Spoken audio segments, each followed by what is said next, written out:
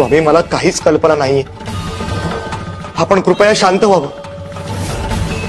तू ज्या पद्धतीने पैसा कमावलेस त्यामुळे तू लक्ष्मी कृपेला नाही तर काली मातेच्या कोपाला पात्र आहेस. म्हणजे शिवशंकर शंभो. अगं दुसऱ्यांसाठी काही केल्यावर जे समाधान मिळतं ना त्याला काही तोड नसते. तू जितकं करशील तितकं आयुष्यातलं समाधान वाढेल. शिवशंकर शंभो. त्या वाईटपणावर मात करण्याची संधी देऊन देव मनुष्याला मोक्षाकडे न्यायचे दरवाजे उघडे करत असतो.